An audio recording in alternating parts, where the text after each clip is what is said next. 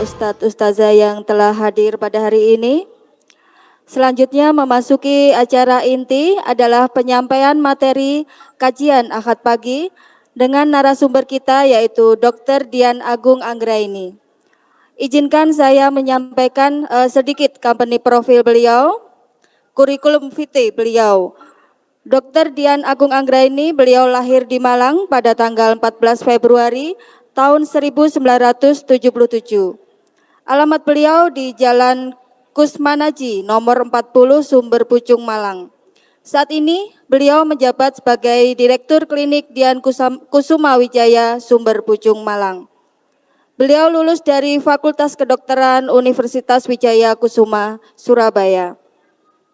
Demikian sedikit kurikulum vitae dari narasumber kita hari ini. Dan untuk mempersingkat waktu, langsung saja kepada beliau kami persilahkan untuk menyampaikan materi.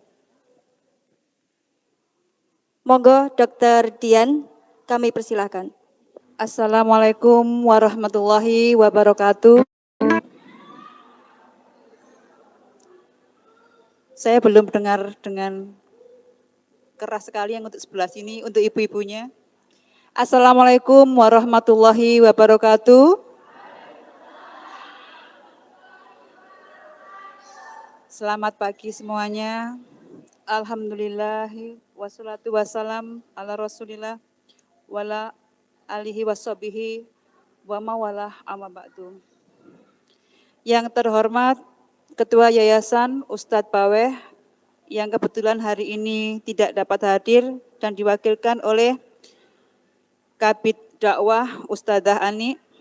Yang saya hormati wali murid semua, yang saya hormati Ustadz dan Ustadzah serta karyawan Al-Hikmah Pence Garum Blitar. Alhamdulillahirabbil alamin, puji syukur kehadirat Allah Subhanahu wa taala bahwasanya pada pagi hari ini, pagi yang cerah ini kita bisa berkumpul dan bertemu kembali di acara sharing momen dalam keadaan sehat walafiat. Tak lupa sholawat dan salam kepada junjungan kita Nabi besar Muhammad sallallahu alaihi wasallam. Allahumma sholli ala Sayyidina Muhammad wa ala ali Sayyidina Muhammad. Saya ucapkan terima kasih sebesar-besarnya kepada panitia atas terselenggaranya kegiatan atau seminar pagi hari ini atau kajian pagi hari ini, khususnya kepada co-parenting yaitu Ustadzah Sholihatul Munawaroh, kemudian ko-ibadah atau kabid ibadah saya sebutkan tadi juga Ustadzah Ani, dan di sini ada sahabat saya juga, saya ucapkan terima kasih yang sudah saya repotin setiap hari, yaitu Ustadzah Ati. Terima kasih juga kepada Ibu Wali Murid Bu Nuning. Untuk pagi hari ini saya ingin sekali untuk berbagi ilmu atau sharing mengenai beberapa hal atau bab tentang puasa. Jadi nanti pengertian puasa itu apa, terus kemudian puasa sebagai healthy lifestyle, dan bagaimana langkah dan kiat berpuasa secara sehat menurut Tibun Nabawi. Saya Dr. Dian Agung Anggraini, saya tinggalnya di Sumber Pucung Malang. Saya juga sangat berterima kasih sudah diberi kepercayaan dan amanah untuk memberikan materi tentang puasa di Al-Hikmah Pence ini. Bisa kita mulai ya. Kemarin saya dikasih materi tentang tetap sehat dan ceria di bulan penuh makna. Kenapa kemarin Al-Hikmah memilih materi ini? Karena kita sudah mendekati atau menjelang Ramadan ya. Bulan puasa itu adalah bulan yang sangat kita nantikan. Bulan penuh makna, penuh hikmah, penuh berkah, dan disebut dengan bulan ampunan. Nah, saya akan menjelaskan dari awal pengertian puasa itu sendiri.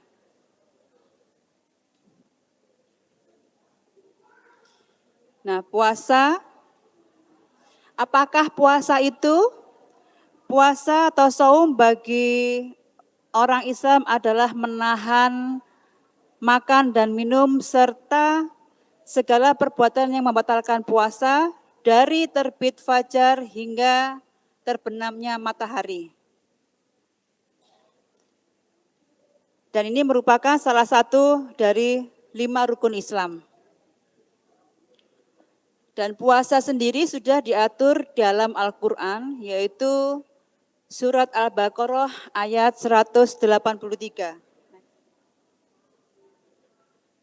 Hai orang-orang yang beriman, diwajibkan atas kamu berpuasa sebagaimana diwajibkan atas orang-orang sebelum kamu supaya kamu bertakwa.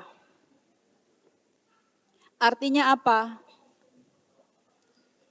Jadi selain kita diciptakan oleh Allah untuk beriman dan bertakwa, tidak hanya sekedar itu saja. Kita diberi aturan untuk berpuasa dan itu wajib bagi kita semuanya. Puasa menjadikan tubuh kita sehat. Allah membuat kita tidak untuk menjadi sakit. Allah menginginkan kita untuk selalu sehat. Makanya kenapa kita diberikan puasa.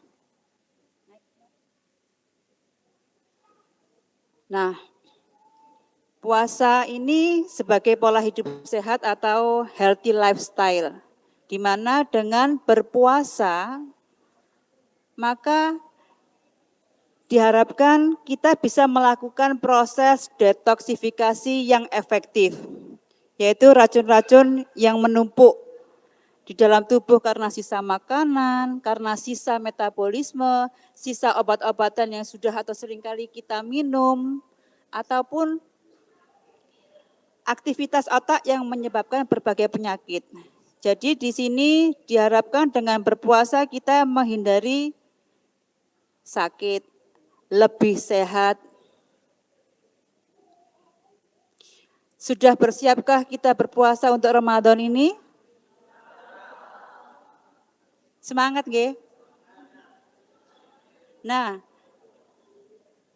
dalam puasa ini ada 4 fase.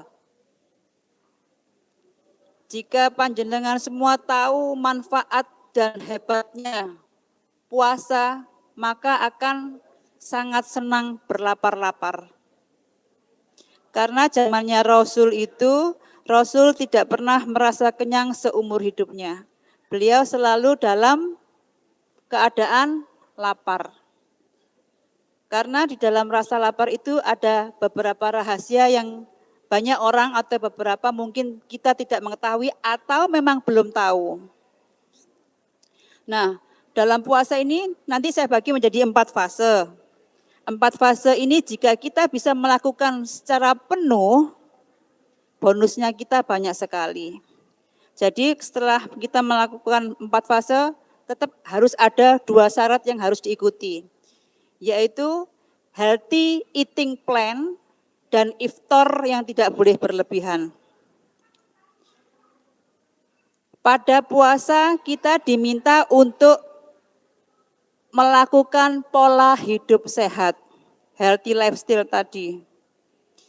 Fase pertama biasanya di saat minggu pertama atau awal sekali kita berpuasa, biasanya hari pertama, kedua, ketiga, itu fase awal. Fase awal yang kita rasakan adalah mulai menurunnya gula darah kita, mulai menurunnya tensi kita. Yang kita rasakan apa? Ketika gula darah turun, tensinya turun. Kadang kita pusing, sakit kepala, kemudian ada beberapa yang mual di awal-awal puasa bagi orang yang tidak pernah berpuasa. Bahkan ada yang merasa lapar berlebihan.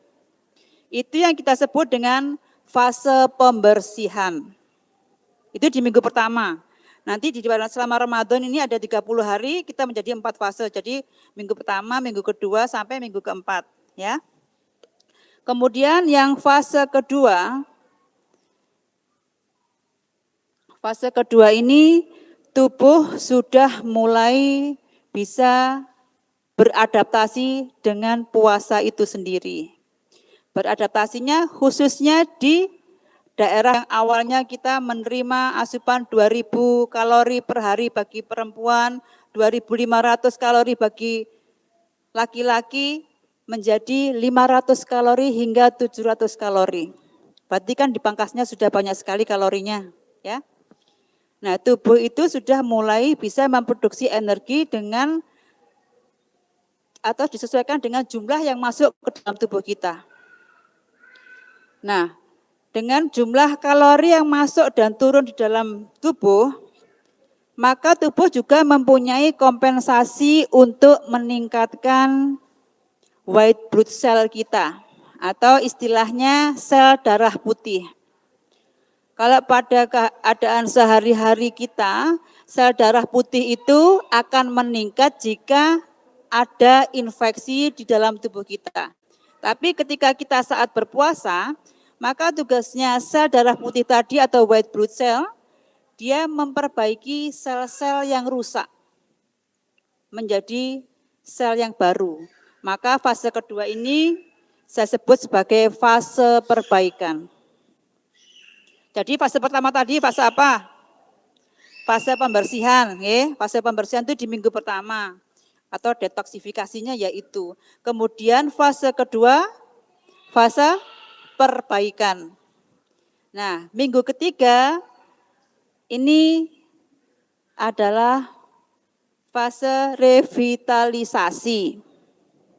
Fase revitalisasi ini tubuh bisa mulai memproduksi energi lebih menaik atau lebih meningkat dengan full atau feeling happy. Karena dengan beberapa hari kita puasa atau beberapa minggu kita puasa, awalnya kita agak kurang bagus untuk feel-nya. Nah, di minggu ketiga ini kita sudah mulai menemukan apa yang kita namakan dengan feel happy tadi, mood-nya kita jadi bagus. Selain itu di fase ketiga, fungsi jantung, paru-paru maupun ginjal itu sudah bisa meningkat dibandingkan dengan keadaan ketika kita belum berpuasa. Nah, artinya berarti revitalisasi ini bisa berjalan dengan maksimal saat kita berpuasa. Replacement dari sel-sel yang kurang bagus menjadi bagus tadi. Nah, fase keempat, apa yang terjadi? Fase keempat atau minggu keempat, awal minggu keempat kita berpuasa, kita mengalami peningkatan konsentrasi. Memori kita lebih bagus. Berarti intinya banyak sekali manfaat dari puasa itu sendiri.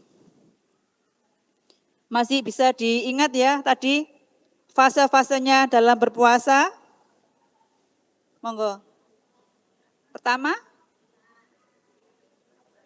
perbaikan. Yang ketiga, revitalisasi atau replacement dari sel-sel yang enggak. Yang keempat, peningkatan konsentrasi. Dan ini melatih memori kita untuk menampung lebih banyak apa yang masuk ke dalam kita. Ya. Kemudian next. Nah, langkah-langkah dalam berpuasa kita tidak hanya sekedar berpuasa, tapi harus ada beberapa hal yang diperhatikan. Ada 8 hal yang kita perhatikan di sini, yaitu yang pertama mengenai sahur. Yang kedua, menghindari konsumsi makanan tertentu. Yang ketiga, tetap melakukan aktivitas seperti biasanya. Yang keempat, tetap menjaga kebersihan. Yang kelima, tetap menjaga kebersihan gigi dan mulut. Kemudian yang keenam, mengelola emosi dan mulai melatih diri kita untuk berpikiran positif. Yang ketujuh, makan secukupnya dikala berbuka puasa. Dan yang terakhir, mengatur pola istirahat yang cukup. Nah, saya akan menjelaskan satu persatu dari langkah-langkah kita berpuasa supaya kita bisa berpuasa nanti bisa secara maksimal, dapat zahirnya juga dapat, sehatnya dapat, ketakwaannya juga semakin bertambah. Nah, untuk yang sahur,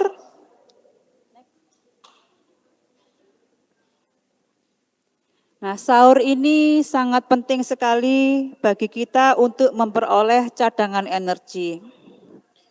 Beberapa dari kita selalu mengabaikan atau menganggap receh. Kenapa sih sahur? Kadang-kadang kalau kita bangun tidur sudah kelewat, sudah terus aja langsung puasa. Sebaiknya tidak begitu. Itu artinya ketika kita tidak sahur, kita termasuk mendolimi diri sendiri. Tadi sampai sahur ya. Jadi sahur ini sebisa mungkin tetap dilakukan. Karena dengan bersahur, kita ada cadangan energi untuk aktivitas tubuh kita selama 1 hari. Karena kita berpuasa itu kan 16 jam. Rata-rata 16 jam ya.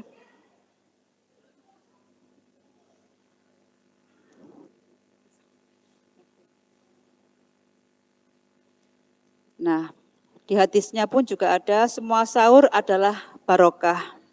Maka janganlah kalian meninggalkannya walaupun di antara kalian hanya meneguk air. Sesungguhnya Allah dan para malaikatnya bersolawat atas orang-orang yang melakukan sahur. Ini hadis riwayat Ahmad dan Al-Munziri. Ada hadis lagi dari hadis Bukhari, sahurlah kalian karena sesungguhnya dalam sahur terdapat barokah. Jadi sebisa mungkin nanti saat bulan Ramadan kita mulai mendisiplinkan diri kita untuk melakukan sahur. Jadi nanti ketika kita sahur, yang kita makan jika ada pilihannya, dari 100% atau jumlah satu piring tadi, 1/6-nya diisi protein. Lainnya diisi sayur dan buah atau makanan yang berserat. Kenapa demikian? Karena dengan mengisi sayur-sayuran atau buah-buahan atau makanan berserat, maka detoksifikasi di dalam tubuh akan bekerja atau berjalan secara maksimal hingga ke DNA.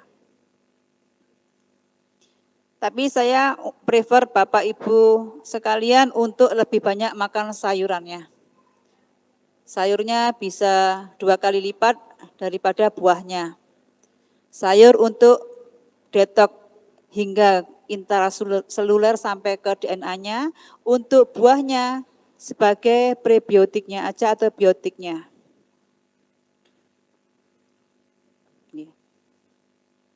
Nah, yang kedua, menghindari makanan berminyak. Makanan berminyak contohnya apa saja? Gorengan, kemudian rendang, semua yang goreng-gorengan itu pasti berminyak lah. Karena pakai minyak. Jadi karena minyak mahal juga Bu ya. Karena minyak mahal, minyak langka, kita nyarinya susah, kita bisa beralih ke yang serba dikukus juga boleh. Mengurangi goreng-gorengan. Kenapa saya tidak menyarankan untuk atau menghindari makanan yang berminyak? Karena dengan makanan yang berminyak, maka akan terjadi peningkatan viskositas darah. Peningkatan viskositas darah itu jadi kekentalan darah kita menjadi meningkat.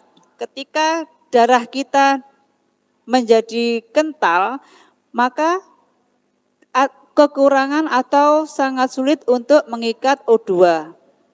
Satu, sulit mengikat O2 atau oksigen. Kemudian sirkulasi O2 atau oksigen pun menjadi lebih lambat. Sehingga dalam seharian yang terjadi kita menjadi aras-arasan, menjadi ngantuk. Boleh kalau memang tidak bisa menahan untuk tidak memakan gorengan, kita tetap harus mengimbangi dengan minum air putih hangat. Semua pasti suka minum kan? Nggih?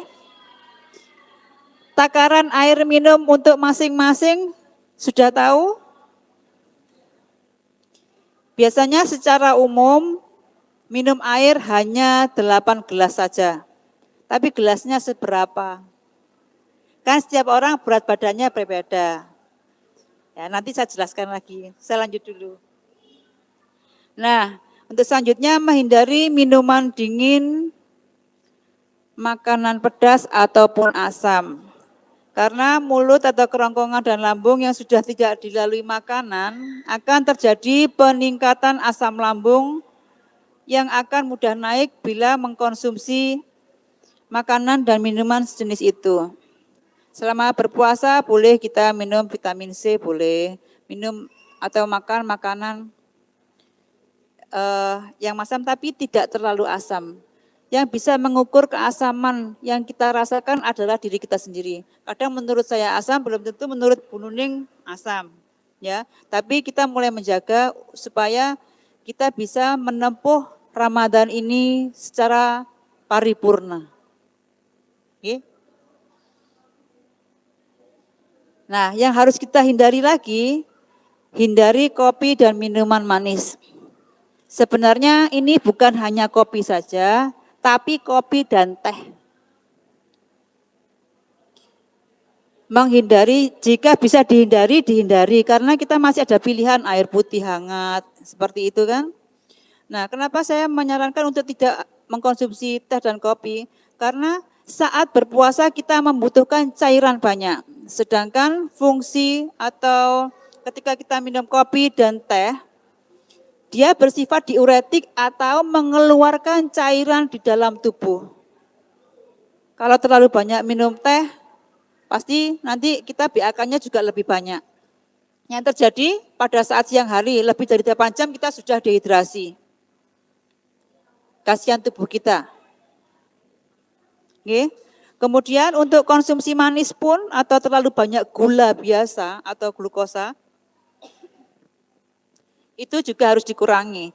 Karena minuman manis atau yang banyak mengandung gula, kecuali madu, dia lebih cepat dicerna oleh tubuh sehingga tubuh akan mudah merasa lapar. Nah, sebenarnya untuk gula sendiri ini, karena kita di masa puasa dan sekaligus pandemi, belum endemi, kita memang disarankan untuk mengurangi produk gula atau karbohidrat atau apapun yang mengandung tepung. Kenapa begitu? Ada yang tahu? Satu, penguraiannya tadi cepat. Yang kedua, bakteri atau virus makanannya juga dari gula. Jadi kita menjadi, dengan berpuasa diharapkan kita menjadi tuan rumah yang buruk bagi segala macam virus. Kita harus pandai mengelola emosi dan mulai belajar berpikiran positif. Aku ada pada prasangka hambaku. Jika kita merasa senang, kita akan merasa senang.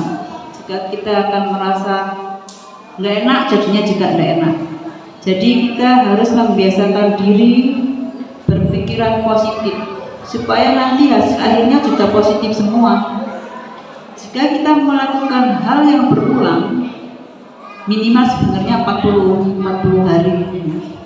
Tapi karena Ramadan 30 hari, nggak apa-apa, nanti bisa tambahkan lagi dengan puasa setelah Ramadan ya. Nah, berpikiran positif ini kita ulang. Misalnya ada yang sedih di bulan itu, kita tetap berpura-pura berpikiran positif untuk bahagia.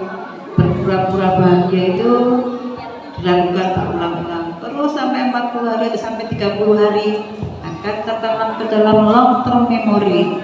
Ketika tertanam ke dalam long term memory akan menjadi suatu kebiasaan bagi kita. Apapun yang menjadi kebiasaan bagi kita menjadi tabiat buat kita. yang sudah menjadi tabiat jika dilakukan terus-menerus tanpa terputus akan menjadi suatu karakter. Jadi kuncinya satu. Hunger is the first element for discipline. Rasa lapar adalah elemen pertama untuk membuat diri kita menjadi disiplin di bidang apapun. Entah itu rasa, entah itu kata, entah itu pemikiran kita. Nah, secara psikologi, hal ini mempengaruhi mental spiritual kita untuk mengendalikan emosi dan membuat jiwa kita tumbuh lebih sehat. Dengan berpuasa kita juga dilatih bersabar. Karena kalau pada anak-anak kita pasti bilanginnya gini, jangan marah-marah nanti puasanya batal. Aslinya itu berkata pada diri sendiri, cuma self defense kan, jadi kita pembelaan. Kita ngomongnya pasti ke anak gitu. Memang puasa itu melatih kesabaran. Kadang-kadang jika sebelum puasa kita tidak sarapan pagi aja, pasti emosionalnya lebih tinggi daripada ketika kita sudah berlatih puasa dengan baik. Nah, yang ketujuh, makan secukupnya saat berbuka puasa. Ya, ini tadi udah saya sebutin, sebelum berbuka puasa, hari pertama kita puasa aja, sebenarnya tubuh kita sudah beralih fungsi menjadi burn fat machine. Jadi berfungsi sebagai mesin pembakar lemak pada hari pertama kita puasa. Itu dari pagi sampai siang loh. Agak sore lewat takjil tadi kita sudah lapar mata. Pasti ingin beli ini, nanti aku pengen ini. Padahal kita butuhkan sedikit. Dalam 16 jam kita berpuasa, maka ukuran lambung kita pun ikut mengecil karena tidak ada makanan yang masuk sama sekali di situ. Otomatis untuk makan banyak pun juga tidak mungkin. Yang ada hanya lapar mata. Karena ketika kita makan berlebihan pun pasti ngantuk, malas sholat. Nah, makan secara bertahap. Ketika kita berbuka puasa, mulai minum air putih dan sedikit makanan seperti setup, kolak, hanya untuk menormalkan gula darah kita yang sudah turun seharian. Atau istilahnya kita makan itu takjil aja. Setelah takjil selesai, kita lakukan sholat. Kira-kira sudah 15 menit atau setelah selesainya waktu sholat, baru kita makan berat. Makan berat itu nasi dan lauk pauknya. Nah, ini hari pertama harus sudah mulai dikurangi untuk konsumsi karbohidratnya. Karbohidrat itu nasi. Kalau nggak bisa mengurangi dan kita masih ingin makan banyak, boleh diganti dengan kentang atau apapun. Tapi kalorinya kecil, ya. Nah, setelah itu baru kita melakukan tarwih. Setelah tarwih kita boleh makan makanan kecil lagi. Jadi makanannya tidak boleh langsung, nanti kita kaget nanti lambungnya. Jadi saya pantat, ya. Kemudian untuk selanjutnya, nah ini ada bisa bacakan untuk riwayat Tirmidzi dan hadis Abu Hurairah. Nabi SAW bersabda, Allah Azza wa Jalla berfirman, hamba-hambaku yang paling aku cintai adalah mereka yang paling menyegerakan berbuka.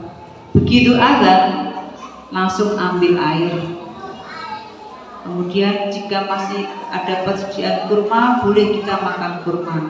Nanti saya ajari bagaimana kita menghitung kalori yang ada di dalam kurma, ya, supaya kita bisa menyesuaikan, atau ibu-ibu yang lebih kalori bisa diperkecil lagi kalorinya.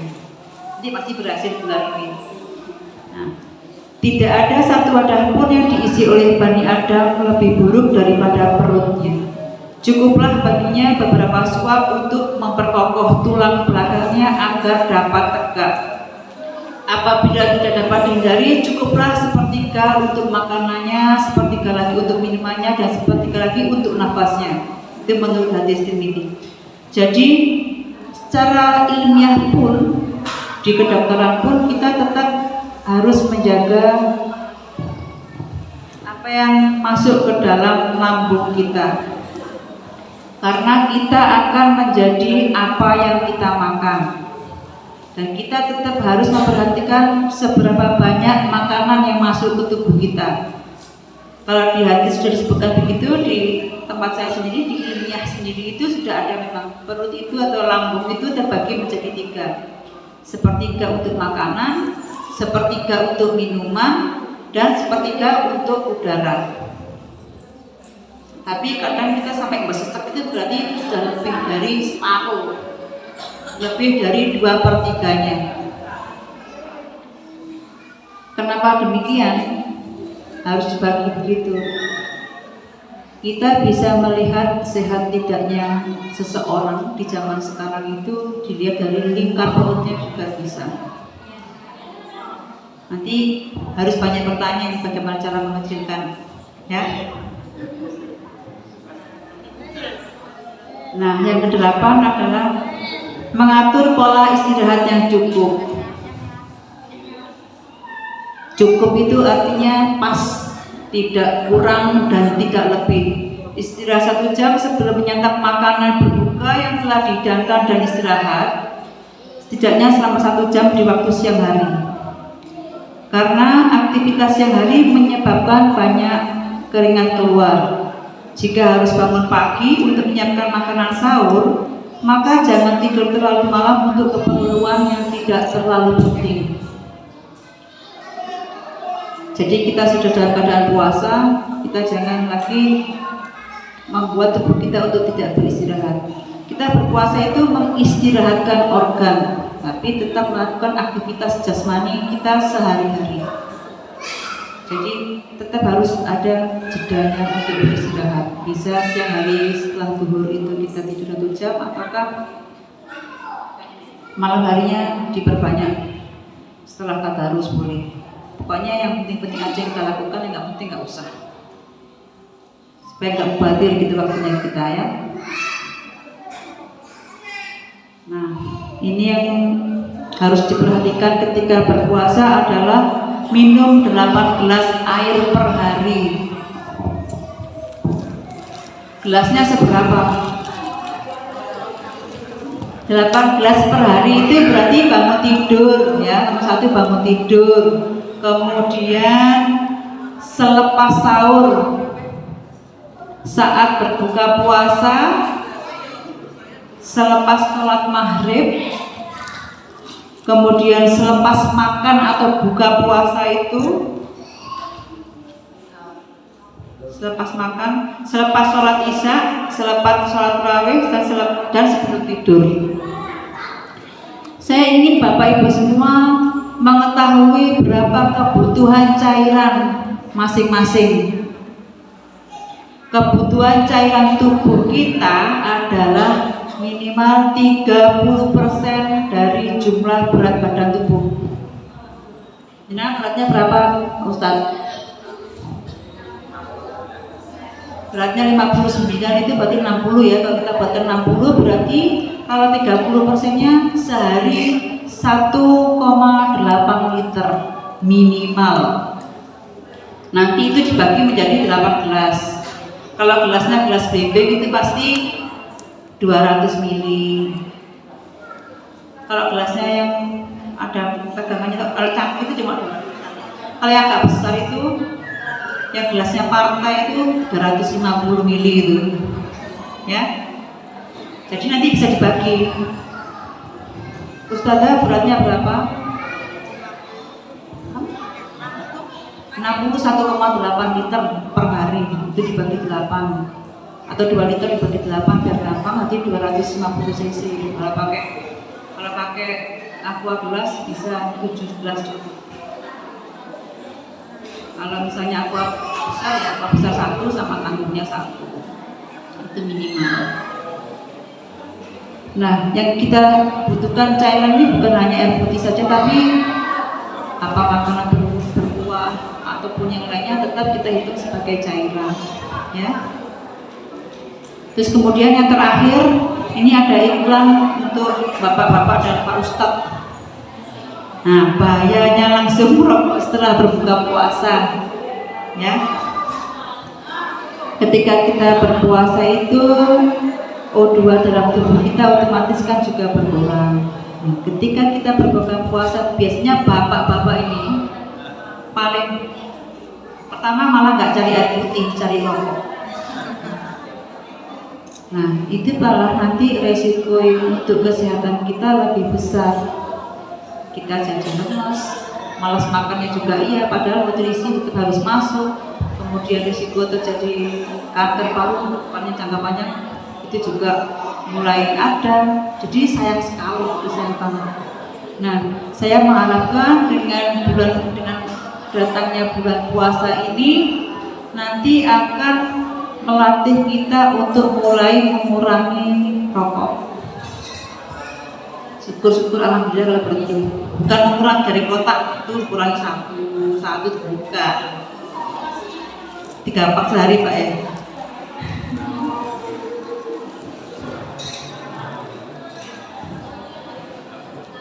Mungkin yang saya sampaikan untuk bab puasa hanya sampai di sini. Saya lebih ingin kita berinteraksi tanya jawab. Jika ada kekurangannya saya juga mohon maaf. Ya. Wassalamualaikum warahmatullahi wabarakatuh.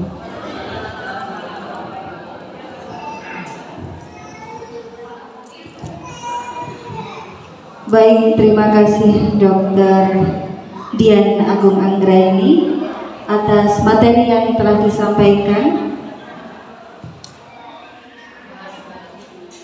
Mudah-mudahan kita semua dapat menjalankan puasa Ramadan tahun ini dengan lancar dan penuh keberkahan. Amin ya rabbal alamin. Untuk acara yang selanjutnya adalah sesi tanya jawab.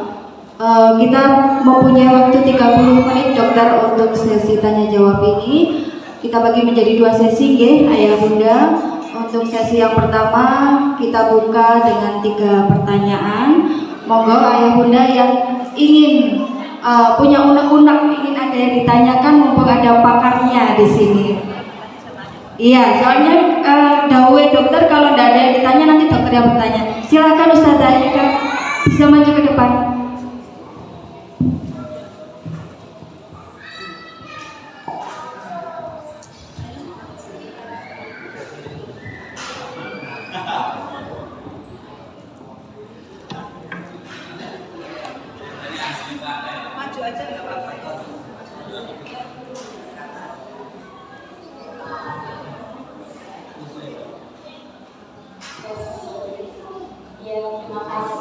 Assalamualaikum warahmatullahi wabarakatuh.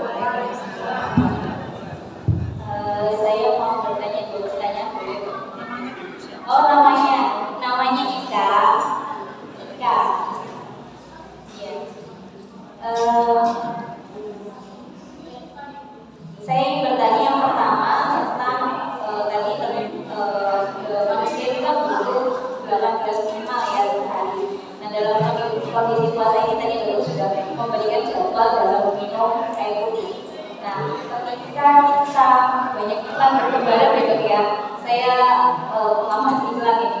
Jadi ada iklan yang mengatakan, contohnya yang di depan dokter itu tidak boleh menyebut merek gitu ya. Nah itu apakah benar kata iklan bisa menggantikan apa yang kita minum air putih tersebut? Itu yang pertama. Yang kedua adalah tentang nutrisi untuk anak-anak ketika puasa. Karena ketika puasa itu tadi kalau dokter bilang ya kita sebagai orang dewasa banyak makan sayuran bagus, itu paling bagus ya. Tapi kalau anak-anak ini susah sekali makan sayuran dan mereka kan aktivitasnya itu masya Allah lari sana lari sini kayak nggak tahu capek gitu. Nah ini bagaimana tentang nutrisi mereka ketika berpuasa? Itu dokter, terima kasih atas jawabannya. Assalamualaikum warahmatullahi wabarakatuh. Pertanyaannya Ustazah Nika atau Wakil Kepala Sekolah SD Al-Hikmah ini sangat bagus sekali. Apakah minuman XXX ini bisa menggantikan cairan tubuh kita yang hilang. Dia hanya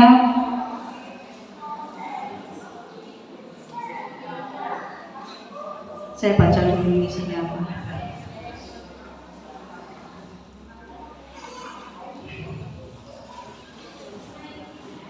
Komposisinya sama dengan cairan keringat kita yang keluar, tapi sebenarnya cairan apapun bisa menggantikan cairan tubuh yang hilang.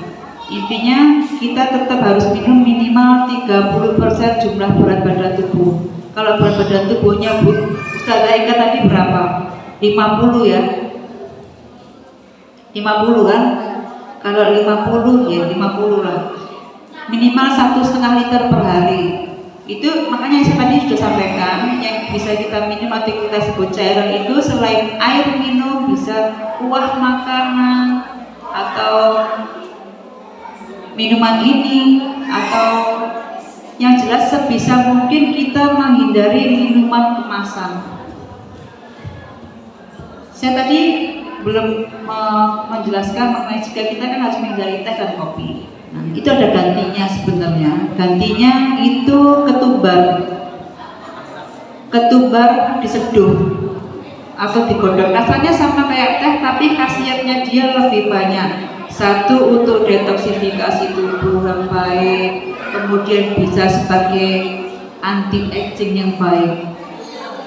Jadi kalau di dalam Islam itu kita zaman dulu tidak ada anti aging, adanya makan makanan dari bahan-bahan yang sehat atau banyak rempah-rempah yang kemudian bisa dijadikan minuman. Kita sama puasa ini nanti bisa bikin minuman sehat sendiri. Kalau mau bikin teh boleh, gulanya sedikit saja, kita tambahkan lada hitam yang sudah disangrai. Sangrai lada hitam merica sing irang-irang itu tapi digongso sik ngoten nggih, digongso dilembutkan, nanti boleh pakai campuran di kopi, di air. Itu fungsinya banyak sekali. Satu, sebagai antioksidan terbaik. Jangan lupa ketika berpuasa nanti kita juga mulai belajar untuk minum vitamin yang dari sekeliling kita sendiri. Ya, kembali lagi ke rempah-rempah kayak batu sauda atau jinten tadi. Kita yang bisa kita pakai minuman sebenarnya banyak. Satu, jinten diminum kali ya, pakai madu. Kalau yang untuk ketumbar tadi bisa untuk model teh tadi. Kemudian untuk lada hitam bisa kita campurkan di semua minuman apapun. Apalagi, terus masih ada kunyit lagi. Kunyit itu sebagai antibakteri atau antivirus ketika dia sudah masuk tubuh. Nah, ketika kita ingin memaksimalkan fungsi masing-masing rempah-rempah tadi untuk tubuh kita, itu kita bisa bikin menjadi proses nano. Proses nano itu contohnya kunyit setelah dirajang itu dipotong-potong, atau mungkin lime atau jeruk itu yang sudah dipotong-potong dimasukkan ke dalam air tanpa diperas ya, dimasukkan ke dalam air, maka yang terjadi adalah proses difusi. Dia ukurannya otomatis kalau difusi itu pasti nano, jadi dia lebih bagus, lebih mudah masuk ke dalam sel-sel tubuh kita, dan hasilnya pun semakin bagus. Nah, untuk cairan tadi yang saya tanyakan, saya kembali lagi, apakah ini bisa menggantikan? Bisa menggantikan. Air putih ini juga bisa menggantikan, ini juga bisa. Semuanya bisa menggantikan jumlah cairan yang keluar atau cairan yang hilang ketika kita beraktivitas. Jadi jangan terpatok dengan ini saja, karena kita bisa mendapatkan kandungan yang ada di dalamnya ini dari makanan juga. Ini isinya kan cuma gula, beberapa mineral, itu bisa kita dapatkan dari makanan-makanan yang sudah kita makan, ya. Nah, kemudian yang kedua, pertanyaan kedua, untuk anak-anak apakah konsumsinya atau yang harus dimakan itu sama dengan kita? Tidak. Anak-anak tetap dengan pola makan seperti biasa selama dia masih di bawah umur 7 tahun. Nah, anak-anak pun kan juga pasti masih latihan. Di bawah 7 tahun biasanya masih dulu ya. Tapi kita sudah mulai mengajarkan rasa lapar atau hunger tadi. Dengan kita mengajarkan berpuasa, kita sudah mulai melatih disiplin terhadap mengatur waktu atau pola waktu yang sudah ada. Jadi makannya nanti duhur, nanti puasa lagi, nanti makan lagi maghrib, seperti itu. Tapi makannya juga tetap seperti diberikan seperti biasanya, karena kita tahu aktivitasnya.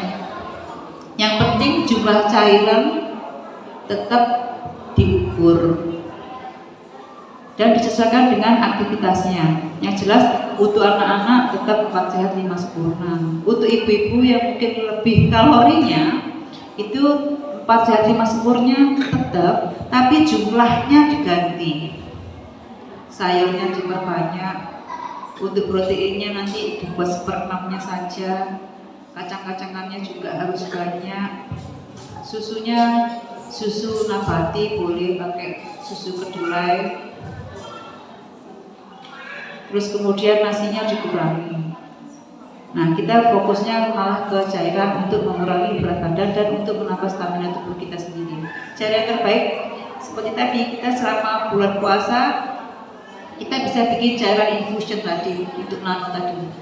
Syukur-syukur kalau di masjid ini nanti bikin 1 galon itu diisi pakai irisan jeruk itu dicampur sama lada hitam sama madu sedikit, itu sudah menjadi infusion jika kita bisa menyimpan 3-4 jam dulu.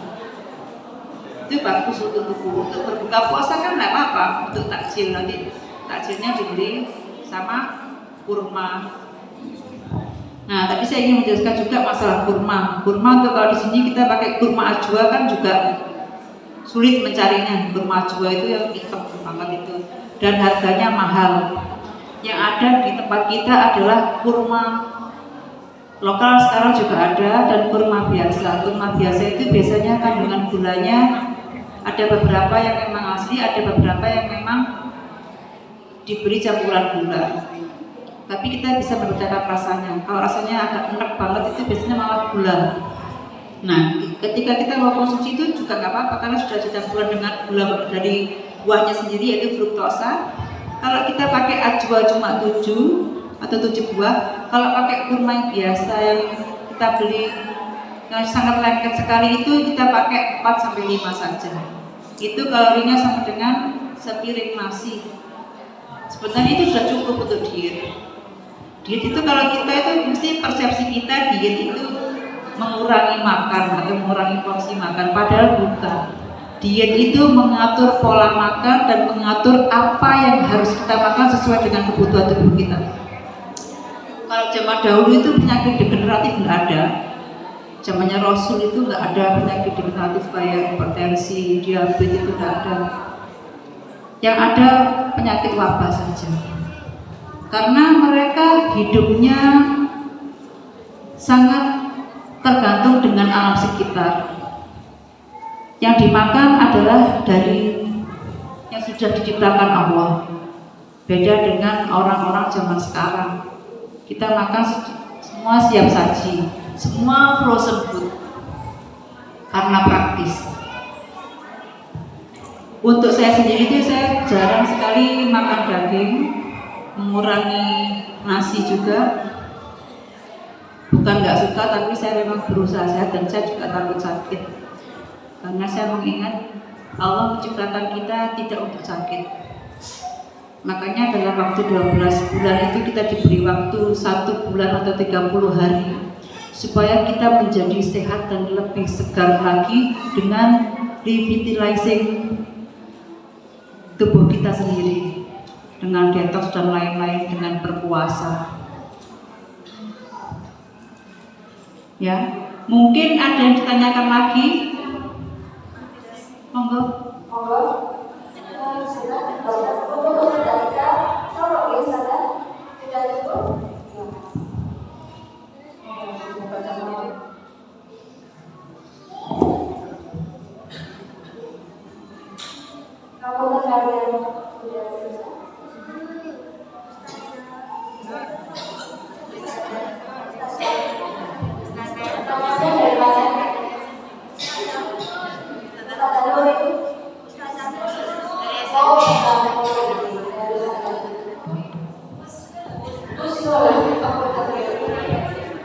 saya mendapat surat cinta dari Ustazah Nurul. Terima kasih. Saya bacakan. Oh, Ustazah Husnul. Lupa. Assalamualaikum dokter. Waalaikumsalam warahmatullahi wabarakatuh. Kalau kita minum banyak atau cukup di malam hari, biasanya terus kita BAK sering. Apakah hal itu cukup untuk kebutuhan cairan di siang hari? Apakah ada pengaruhnya pada proses detoksifikasi tubuh? Ini ada 2 pertanyaan, saya jawab satu dulu. Minum banyaknya seberapa? Kalau tadi kita untuk bulan puasa ini kan kita membaginya menjadi 8 waktu. Jadi bangun tidur 1 gelas, ketika kita habis sahur 1 gelas, buka puasa 1 gelas, habis sholat itu sholat 1 gelas, habis sholat isya 1 gelas, tarawih 1 gelas, sebelum tidur ya 1 gelas, bangun tidur 1 gelas. Itu biasanya BAK-nya normal. BAK-nya normal itu jika kurang dari 4 kali semalam.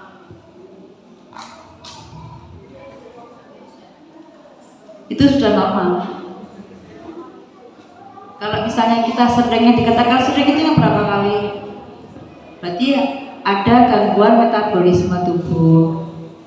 Misalnya kita kencingnya atau BAK-nya di malam hari lebih dari 5 kali, itu kita harus mulai berpikir penyakit degeneratif atau diabetes mellitus atau kencing manis istilahnya ya. Jadi kalau khusus untuk yang kencing manis ini kita bisa ada 3 yang gampang dititeni, yaitu polifagi.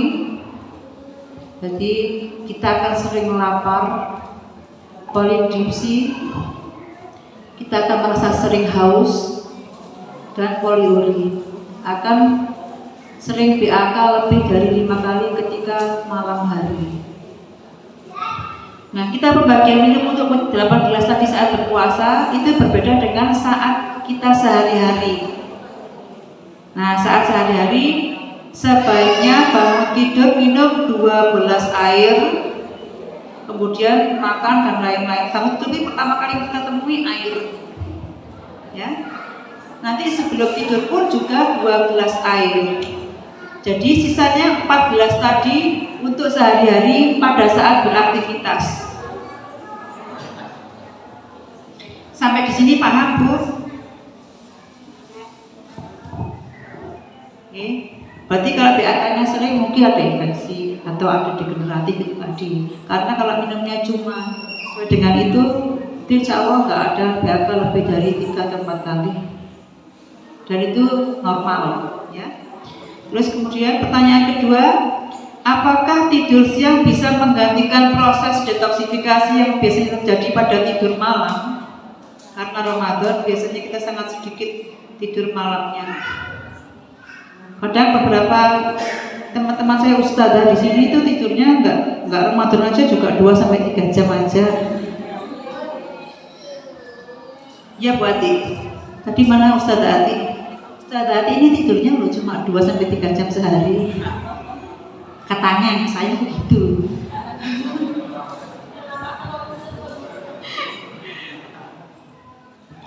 Tidur kita yang berkualitas itu bukan jumlah banyak jam tidurnya, tapi kualitas tidurnya tadi.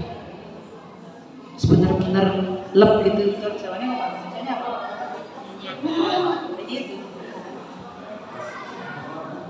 Yang kita lihat adalah kualitas tidurnya. Kita minimal tidur 3 jam. Dan tidak boleh tidur lebih dari 8 jam per hari, ya. Kita pakai tengah-tengah saja 5-6, nanti bisa dibagi sendiri pada saat Ramadan. Bisa waktu siang itu 1 jam, nanti setelah baru tidur sebentar, nanti setelah subuh tidur sebentar lagi, itu juga nggak apa-apa. Yang penting yang bisa ngatur nanti kan panjenengan sendiri semuanya. Tergantung aktivitas masing-masing, disesuaikan ya. Ustazah dulu sampai jelas. Ada satu pertanyaan lagi mungkin, monggo Ustaz.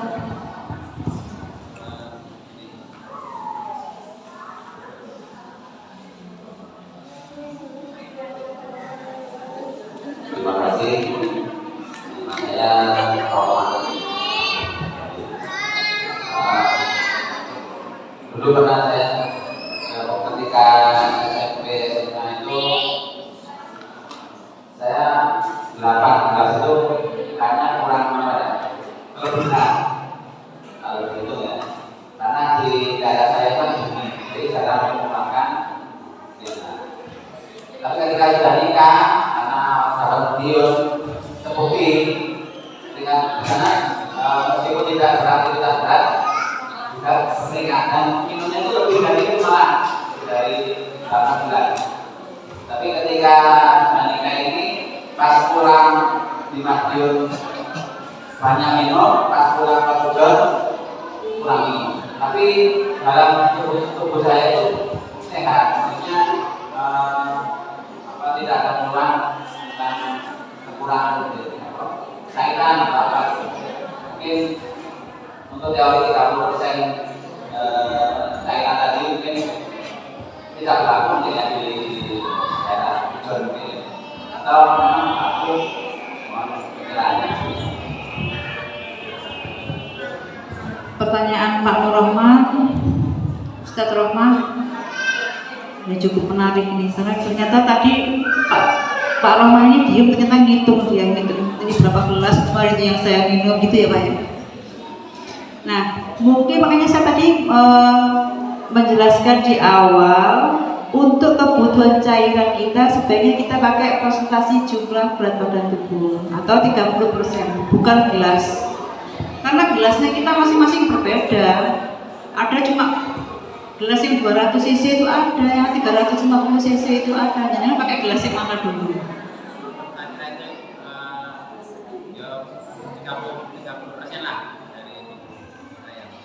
Kita karena 30% jalan dari itu yang kita butuhkan tadi itu adalah minimalnya. Harusnya lebih boleh.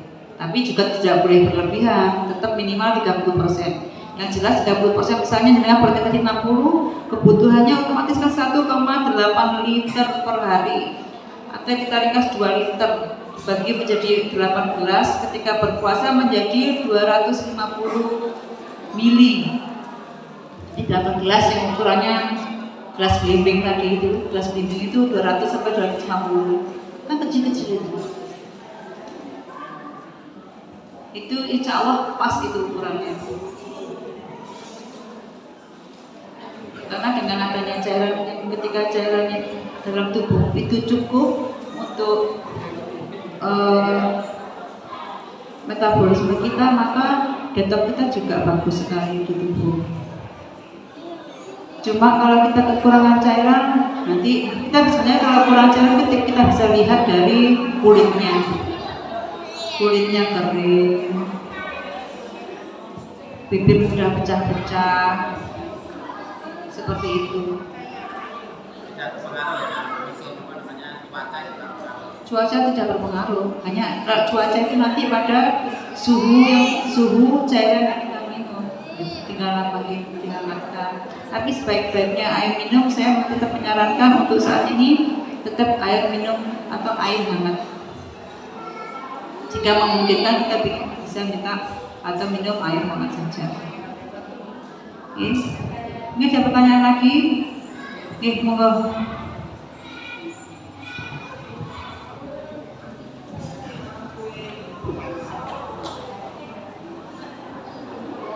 Nama saya itu yang terkait dengan hidup ini. Saya pernah dengar kalau itu maaf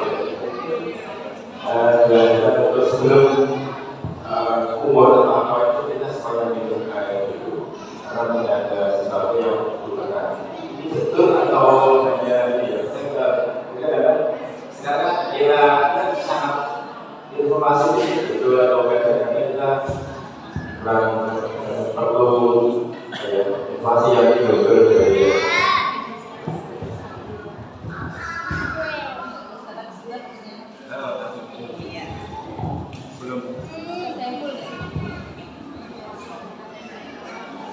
ada pertanyaan. Ini pertanyaan terakhir ya Pak ya. Terakhir nanti ada bonus pertanyaan lagi. Dari Ustadz Saiful, apakah ketika kita bangun tidur itu waktu mau minum air itu perlu sikat gigi dulu atau enggak? Enggak apa-apa. Ketika kita bangun tidur, makanya bangun tidur yang kita lakukan pertama adalah minum 2 gelas air. Boleh dikumur dulu. Dikumur langsung diminum, enggak apa-apa. Karena di dalam mulut kita ada antibodi yang dikeluarkan oleh kelenjar dan pituitari dari kelenjar kita untuk antibodi kita sendiri, untuk meningkatkan imun kita sendiri. Itu tidak apa-apa. Nanti ketika jenengan pakai sikat gigi itu sudah hilang, tapi dia juga terproduksi lagi. Daripada mubazir kan nggak apa-apa, nanti langsung diminum aja, diminumin nggak masalah. Dia minum jenengan sendiri tuh Pak. Nah itu kan nggak apa-apa. Insya Allah sehat, jadi tidak perlu dikhawatirkan.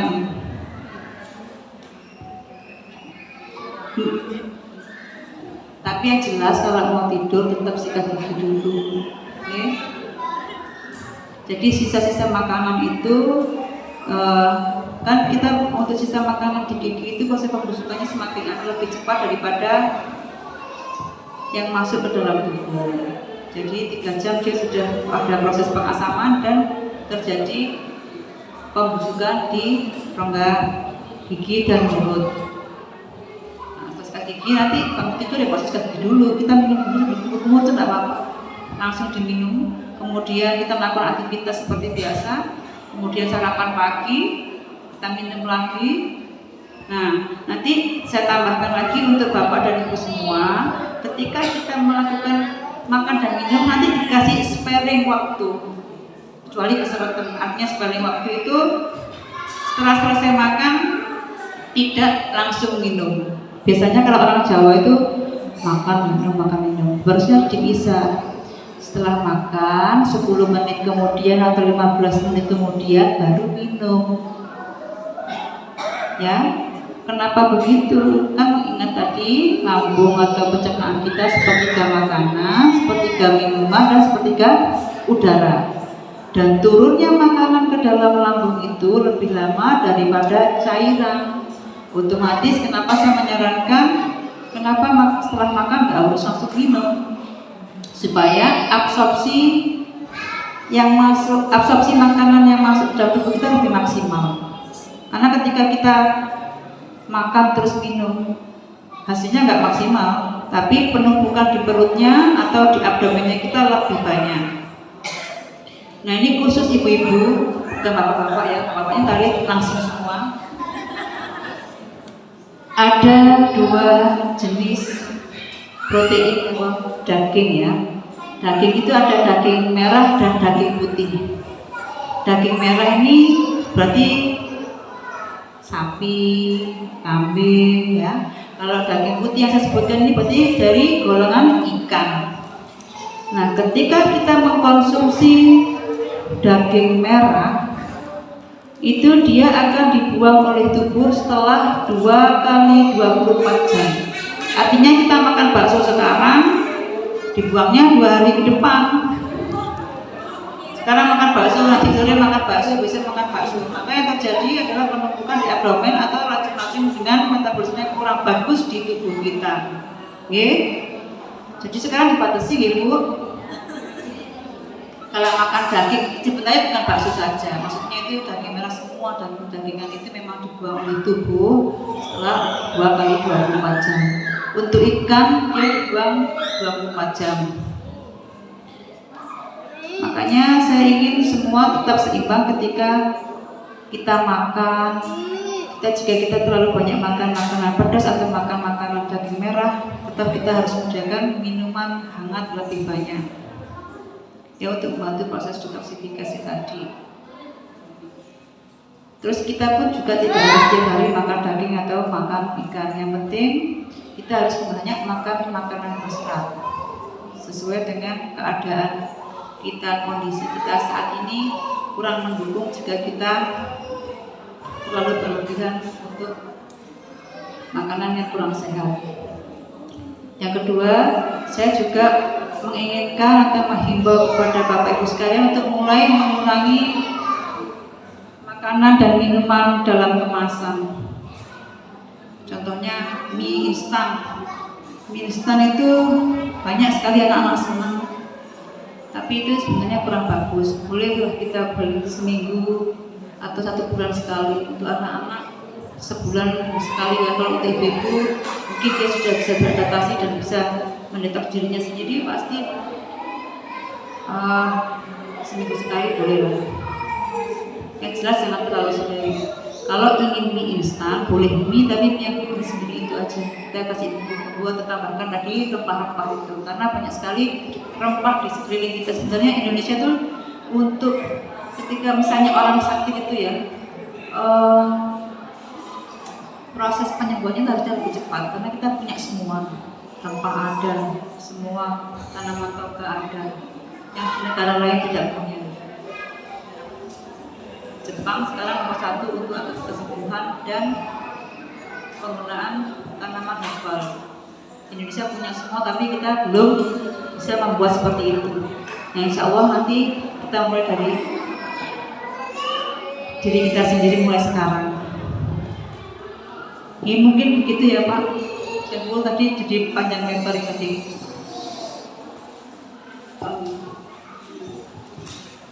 Satu lagi saya lihat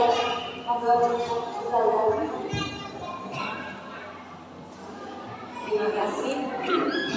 Ini dokter yang pertama tadi yang menarik sekali, ada doa untuk kita semua, semoga nanti di bulan Ramadan bisa tidur lebih sedikit. Yang tadi disampaikan 2-3 jam saja, semoga memang nanti bisa terlaksana. Namun mungkin bisa disampaikan strateginya. Jadi strategi dalam aktivitas kita sehari-hari itu agar nanti bisa lebih banyak meleknya, itu kira-kira bagaimana mungkin strategi aktivitas, strategi makan dan minumnya, nanti mungkin bisa dijelaskan seperti itu.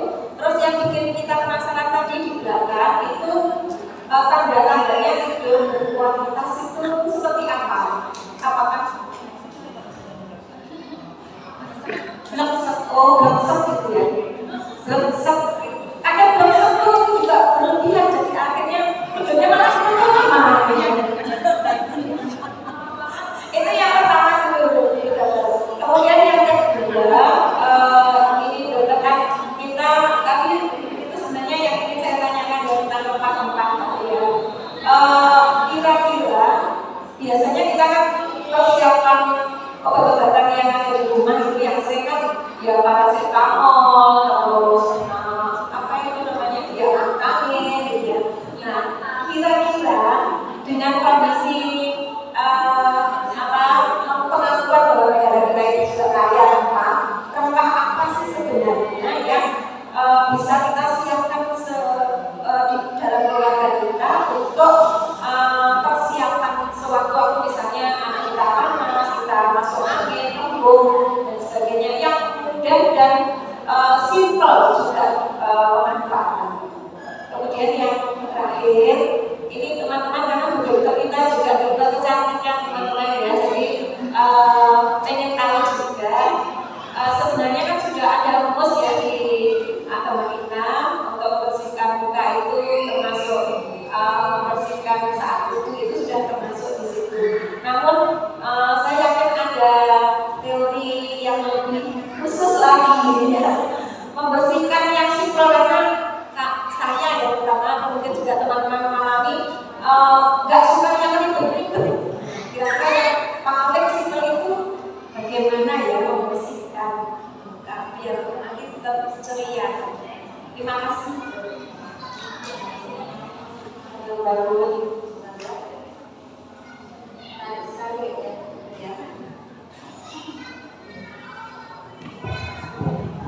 Pertanyaannya Ustazah Ani sangat banyak. Alhamdulillah. Saya ingin mencoba menjawabnya. Jadi kiat-kiat supaya Ramadan ini bisa dilalui dengan paripurna, entah itu nanti bagaimana caranya mengatur pola tidurnya, pola makan dan pola minum. Dari beberapa hal tadi, untuk pola minum saya kira semua sudah paham. Kemudian untuk pola makannya pun mungkin yang harus diganti adalah apa yang kita makan sesuai dengan kebutuhan. Yang biasanya tiap hari Indomie diganti sayur mayur gitu ya. Kita untuk mencapai goal dari Ramadan itu sendiri secara spiritual maupun secara fisik, kita harus menyiapkan atau yang kita tekankan adalah healthy eating plan dan tidak makan berlebihan. Kita hanya memperbanyak serat di saat berpuasa. Kalau kita makan serat di saat berpuasa, kita akan menjadi lebih sehat, detaknya lebih bagus, kita menjadi lebih kuat, kita bisa memproduksi energi lebih banyak daripada ketika kita banyak makan nasi. Kita banyakin sayurnya saja, sayur kita banyak di sekeliling kita ya. Saya kira nih ibu-ibu juga jarang senang makan sayur ini. Makan sayurnya kalau pas ada kotaan saja ya. Nah, makan yang tidak boleh berlebihan itu, jika kita makan berlebihan, maka akan membuat pola tidur kita terpengaruh. Artinya pola tidur kita menjadi lebih panjang dan itu tidak membuat diri kita semakin sehat, tetapi semakin tidak bagus atau kurang berkualitas. Dan tidur yang berkualitas itu saya mengistilahkan tadi ya berdasarkan pokoknya sudah bangun tidur itu sudah merasa nyaman sekali dan merasa sehat sekali. Untuk mengatur pola tidur itu sebenarnya malah justru Bapak Ibu semua sendiri yang tahu, karena yang lebih ke aktivitasnya jenengan. Nah, untuk justru nanti yang harus disiapkan itu adalah apa yang harus kita lakukan saat supaya ketika Ramadan kita betah melek. Betah melek itu nggak hanya saat itu juga, tapi kita harus berlatih. Makanya di minggu pertama kita latihan terus. Itu ada latihannya kan. Nanti latihannya dibuati itu malah bisa latihan. Awalnya dulu tarusannya sampai malam, murojaahnya sampai malam-malam beliau. Jadi setorannya juga sudah banyak alhamdulillah. Itu juga latihan setiap hari. Intinya juga kita akan menjadi terbiasa jika melakukan suatu hal berulang-ulang. Minimal waktunya itu 40. Kalau Ramadan berarti kan 30. Itu tadi untuk tekankan dalam long term memory atau pikiran jangka panjang, kemudian menjadi suatu kebiasaan, suatu tabiat, suatu karakter, dan itu insya Allah nggak akan hilang. Yang terbiasa begitu dengan sabar melakukan pasti akan menghasilkan sintikan awak ini. Dan saya berharap semoga di Ramadan ini, di Ramadan yang penuh berkah, penuh ampunan, Bapak Ibu semua memang sudah mempersiapkan diri dari sekarang. Latihan sabarnya mulai sekarang. Ya berarti mulai nanti saya nggak boleh jajan ya. Setidaknya kita mulai meniatkan dari awal untuk merubah pola hidup kita selama ini yang kurang sehat menjadi lebih sehat. Saya yakin ini enggak semua dari 12 bulan ini, 11 bulannya kemarin sehatnya berapa kali. Pola hidup sehatnya kan jarang-jarang banget. Dan setelah Anda Bapak Ibu semua mengetahui fungsi dan manfaat ketika kita berpuasa, pasti kita semua akan senang untuk berlapar-lapar. Makan sebelum lapar, berhenti sebelum kenyang. Itu artinya supaya kita berdisiplin waktu. Jadi memang tubuh itu perlu nutrisi, perlu diopeni supaya nggak sampai dolim kita. Karena ada beberapa saya belum lapar, makanya pokoknya di tempat saya itu ada namanya hukum 717. Makan pagi jam 7, makan siang jam 1, makan malam jam 7. Dan lapar tetap dimakan. Artinya kita itu tetap peduli kepada kebutuhannya, gelarnya kita. Jangan sampai terabaikan. Ya. Dan dengan adanya berpuasa itu sangat membantu kita untuk mengganti sel-sel kita yang kurang bagus atau keadaan tubuh kita yang sebelumnya kurang bagus menjadi lebih bagus lagi, entah itu untuk keadaan tubuhnya sendiri maupun untuk pikirannya kita.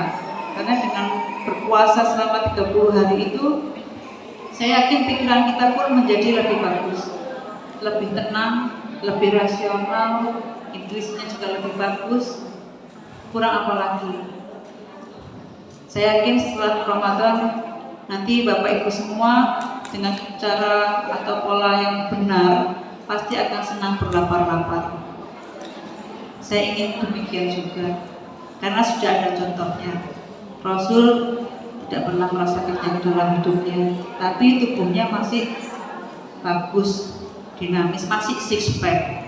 Six packnya 60, bukan six pack yang begini, ya beda. Ya Pak ya. Mungkin yang saya sampaikan atau saya bagikan untuk sharing momen ini sudah cukup dan insya Allah memberi manfaat bagi kita semua. Dan insya Allah masih ketinggalan satu pertanyaan tadi untuk masalah kulit wajah ya.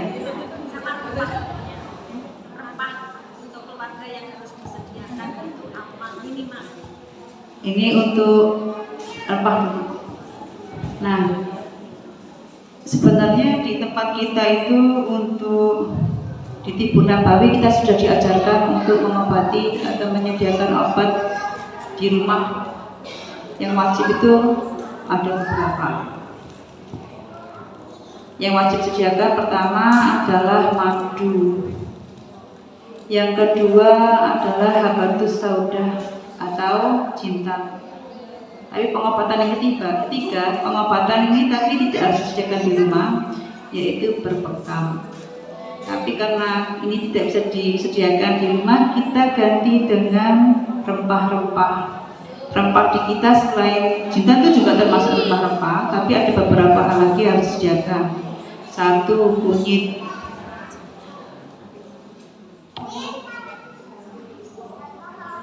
Kunyit, jahe, tumbar, lada putih, lada hitam, itu semua bisa digunakan. Kalau untuk batuk, kalau zaman dahulu jahe itu cuma digeprek, dikupas dulu kulitnya, dicuci, dikupas dulu kulitnya, digeprek aja, dikunyah nggak apa-apa, langsung ditelan. Kalau misalnya kita batuknya agak lama, ini jadi cerita kupas sedikit. Kalau batuknya agak lama, kita bisa minum kunir putih itu atau kunyit apapun. Nah, kunyit itu fungsinya sebagai antibakteri, antibiotik maupun antivirus. Ya. Nah, beberapa hal yang harus saya sampaikan juga untuk perlakuan kunyit. Itu ketika kita memotong-motong itu nggak boleh langsung digodok. Jadi dikerecek dulu, dikeringkan dulu. Setelah kering baru boleh dipakai. Karena kalau misalnya kita langsung itu ada toksinnya masih beberapa bikin mual. Khusus untuk kunyit itu. Oke. Nah, terus kemudian hal lainnya masih banyak tanaman sirih di sekeliling kita. Untuk ketika kita batuk lama atau batuk kronis boleh pakai sirih merah. Sirih merah kita ambil 3 lembar saja, kita seduh dengan 2 gelas air, kita sisakan 1,5 gelas, tapi kita minumnya cuma sedikit aja seperti 3 gelas, yang sisanya untuk bubur. Itu sangat bagus. Itu yang bisa disediakan di rumah. Nah, yang pertama tadi kan madu. Nah, madu itu untuk maintenance kesehatan kita, untuk meregenerasi sel. Sakit atau nggak sakit sebaiknya kita minum jika ada madu. Ya. Madu itu minumnya selalu sebelum makan. Jadi bangun tidur tadi itu sebelum air madu dulu kalau ada madunya. Ya. Kemudian setelah maksimal 2 kali sebelum tidur sama bangun tidur sebelum makan itu atau dan sebelum tidur itu untuk madu. Yang habatus saudanya itu ada 2 macam. ada 3 macam sebenarnya. Kalau kita mau bikin sendiri, kita pakai jintan hitam. Jintan itu ada 2, satunya yang warnanya agak kecoklatan itu, satunya pakai jintan hitam. Nah, yang kita pakai sehari-hari biasanya adalah jintan hitam itu atau yang kita sebut dengan habatus sauda. Kalau mau bikin sendiri boleh beli yang kiloan itu, kemudian dicuci, dikeringkan, digongso, baru dilembutkan, dihaluskan. Itu bisa diminum dengan madu. Diambil 1 ujung sendok kecil saja, dituangkan madu, dicampur, baru diminum.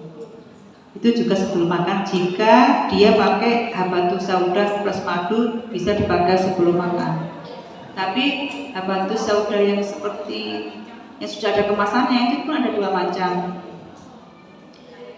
Ada yang minyak dibentuk dalam kapsul, itu ada ekstraknya dia. Kemudian ada yang serbuk tapi sudah dikemas dalam kapsul. Untuk Bapak Ibu semua yang mengalami atau ada keluhan lambung, saya menyarankan untuk memakai yang serbuk. Karena jika kita memakai yang kemasan yang bentuknya minyak itu biasanya juga bikin mual beberapa. Jadi sebaiknya pakai serbuk dan diminum sesudah makan. Ya. Terus untuk tambahan lagi, yang paling saya senang itu sebenarnya ketumbar tadi. Ketumbar itu gantinya teh. Saya juga suka teh, tapi saya juga mulai mencoba menyukai ketumbar. Karena ada beberapa pasien saya itu pengalamannya yang awalnya memang rambutnya harusnya belum putih dulu, ketika minum itu jadi hitam lagi. Hanya kan nggak usah 9 nanti Pak, sebenarnya hijau aja. Dan mungkin rempah-rempah yang saya sediakan nanti itu di rumah, itu wajib itu sebenarnya. Jinten, kapulaga, kayu manis, semua banyak banget yang kita punya, yang semua bermanfaat buat kita. Dan kalau kita rajin dengan rempah-rempah, otomatis anti aging kita lebih aktif. Nanti kita nggak bisa tua, cuma angkanya saja, katanya gitu. Nanti kita coba bersama untuk hidup sehat ya. Kemudian bagaimana caranya supaya kulit kita atau kulit wajah kita tetap terjaga? 1 itu tetap. Terus kita diberikan Allah itu organ ataupun tubuh itu untuk dirawat. Cara merawatnya ya semampunya jenengan semua merawat bagaimana. Jika kita terlalu kurang bersih tetap pakaikan sabun di wajah. Kalau perempuan nih sama di sini Pak, karena ini perempuan semua. Kalau perempuan itu ada 3 step-nya, ada 3 step untuk merawat supaya kita tetap tampak cerah dan glowing dengan air wudhu plus. Pertama, proses pembersihan tadi. Proses pembersihan yaitu dengan mixer atau sabun, terserah. Kalau mukanya kita pakai make up, kita harus pakai mixer dulu, baru pakai sabun. Kalau biasa-biasa saja kita make upnya nggak terlalu tebal, pakai sabun wajah itu sudah cukup. Yang kedua, itu adalah membersihkan sel-sel yang sudah mati dari kulit dengan cara ada yang disebut skin tonic, ada yang disebut dengan toner, ada yang disebut dengan astringent, itu sama semua. Itu fungsinya untuk membersihkan atau mengangkat sisa sel kulit yang sudah mati. Yang ketiga, langkah yang ketiga adalah memakai pelembab. Karena di wajah kita ini ada mata, ada hidung, ada mulut, semuanya dipakai aktivitas. Okay? Ketika kita beraktivitas, otomatis kebutuhan untuk nutrisi kulit, terus kebutuhan cairan di kulit itu juga lebih banyak. Kadang dia lebih cepat kering karena kita tidak memperhatikannya juga. Jadi selain pelembab juga air. Pelembabnya boleh apa saja. Setelah pakai pelembab, pakai bedak tabur jika diperlukan. Oke, ini kan tidak usah tapi bapak-bapak ini juga perlu, tentunya pakai sabun saja. Biar ibu di rumah nanti menunggu dengan senang hati. Kalau bapak-bapak wajib pakai harum-haruman, kalau ibu ibu-ibu nanti deket bapak aja, biar tahu bapaknya masing-masing maksudnya, oke? Mungkin sama jelas ya Bu Adi. Alhamdulillah.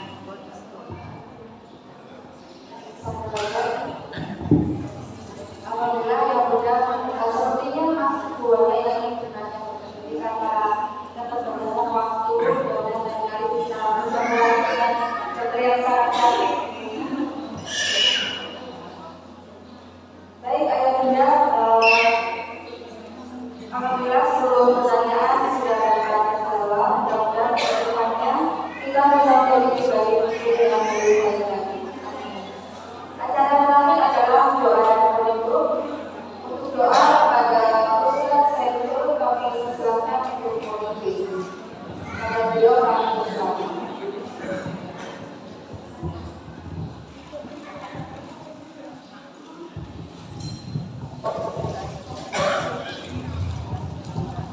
Assalamualaikum warahmatullahi wabarakatuh. Al-Fatihah. Bismillahirrahmanirrahim. Alhamdulillah. Ar-Rahmanir-Rahim. Maliki yaumiddin. Iyyaka na'budu wa iyyaka nasta'in. Shiratal ladzina Allahumma shalli ala sayyidina Muhammad wa ala ali sayyidina Muhammad. Alhamdulillah rabbil alamin, hamdan syakirin, hamdan na'imin, hamdan yafi ni'amah wa yukafi mazidah. Ya Rabbana lakal hamdu kama yanbaghi li jalali wajhikal karim wa 'azimi sultanik. Allahumma taqabbal minna salatana wa siyamana wa ruku'ana wa sujudana wa qu'udana wa tadarru'ana wa takhashu'ana wa ta'abudana wa tamim taksirana ya rabbal alamin. Rabbana zalamna anfusana wa illam taghfir lana wa tarhamna lanakunanna minal khasirin. Allahumma ighfir lana dhunubana wa liwalidayna warhamhuma kama rabbayani shighara. Rabbana hab lana min azwajina wa dhurriyyatina qurrata a'yun waj'alna lil muttaqina imama. Allahumma aslih lana dinana alladhi huwa ismatu amrina wa aslih lana dunyana allati fiha ma'ashana wa aslih lana akhiratana allati fiha ma'aduna waj'alil hayata ziyadatan lana fi khair waj'al mauta rahatan lana min kulli syarr. Rabbana atina fid dunya hasanah wa fil akhirati hasanah wa qina adzaban nar. Allahumma innaka ta'lamu anna lil qulub qad istama'tana mahabbatik wa taqat'ana ta'atik wa tawahhadat ala da'watik wa ta'ahadat ala nusrati syari'atik wa wasdikillahumma rabitataha wa atimutaha wa ihtiya subulaha wa amlaha binurika alladhi la yakhlu wa shrah sudurha ba'dil imani bik wa jamili tawakkuli alaik wa ahya bi ma'rifatik wa amitha ala syahadati bisabilik innaka ni'mal mawla wa ni'mal nasir. Subhana rabbika rabbil izzati amma yasifun wa salamun ala mursalin walhamdulillahi rabbil alamin. Assalamualaikum warahmatullahi wabarakatuh. Sebelum kita tutup, ternyata masih ada satu ilmu lagi dari